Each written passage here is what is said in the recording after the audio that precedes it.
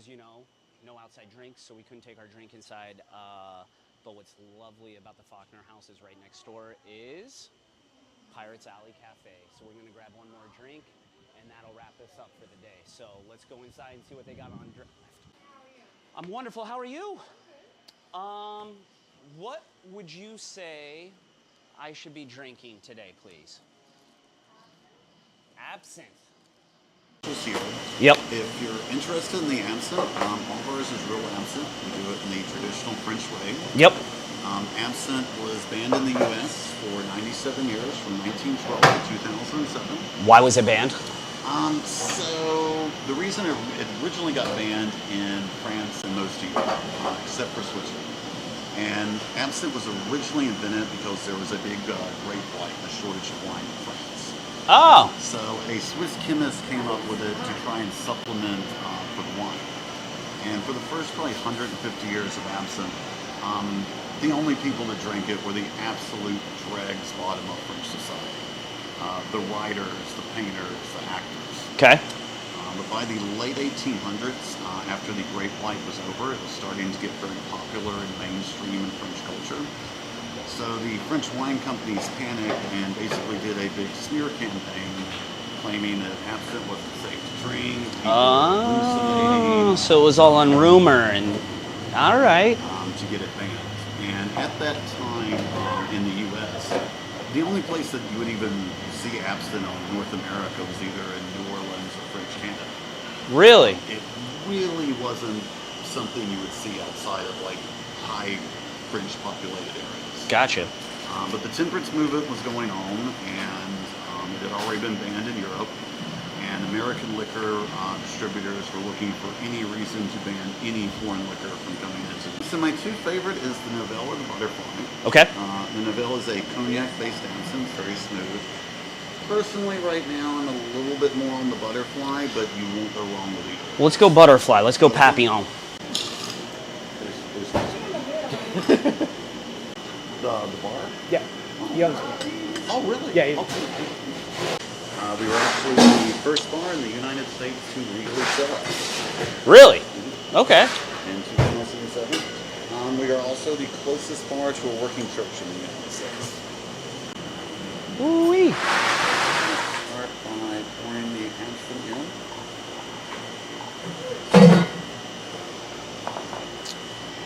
So we're going to start by dripping the water. And this is to get the sugar to dissolve into it. It's not actually the berries show up. I mean, maybe if you drank like 10 glasses, but it's just referring to the swirls in the bottom. Love that. And in a few minutes, you're going to see it change color. It's going to go from a clear green to sort of a cloudy, milky green. Okay. The French word for this is lution. It's actually a chemical reaction from the ice water, which gives absinthe its flavor. People always look at the proof on this because this is 130 proof, but it's actually a concentrate. You would never want to drink absinthe Straight, yeah. As it clouds up, or it lushes up, you'll see a clear layer up the top. Yep. Absinthe is an herbal liqueur, so that is the lightest oils of the herbs being pushed to the surface. Okay. So you continue to mix it, that's going to slowly disappear. Interesting story behind absinthe, how it was really devised. It was a man named Ted Rowe. He is a native New Orleanian. He originally was a chemical engineer for the petroleum companies. And I've gotten to meet him a couple times. For a multi-millionaire, very down-to-earth, sort of everyday kind of guy. Yep. So his story was he was walking down Bourbon Street with some friends, and he sees a sign for the old absinthe. Old absinthe. And he gets to wondering, well, why is absinthe legal in Europe but not legal in the U.S.? I mean, if it's safe enough for Europe, I mean, it should be. They have even higher standards than we do. Plenty safe for us. So a few months later, he buys a 130-year-old bottle of absinthe at a French estate sale. It had basically been sitting in a French wine cellar. Wow. So he chemically engineers it and figures out and can't find anything in it that's dangerous. So he takes his formula and on a whim he submits it to the FDA. Within a week the FDA approves it. And they ask him, well, what are you going to call your drink? And he said, well, it's absinthe. They said, okay. Do 2 hours later, they call them up and they're like, well, we just checked. Apparently there's a federal ban on absinthe, so we're going to have to like say pull your no. permit. It had been illegal so long, the FDA didn't even know what was going on, yeah.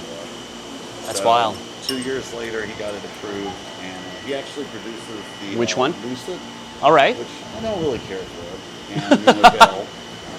Which it sells a lot. It's just my personal. Novell is the one you recommended right off the top. Love that. He also produces that one. It's a cognac base. He makes all his absinthe in France, though. Yeah. Even though he's native New Orleanian. And being a perfectionist, he goes to French farmers that used to grow the herbs to make absinthe 100 years ago, and pays them extra money to grow those same herbs on the same farm. Wow. Is this ready for me? Yes, sir. Beautiful. Cheers. Thank you.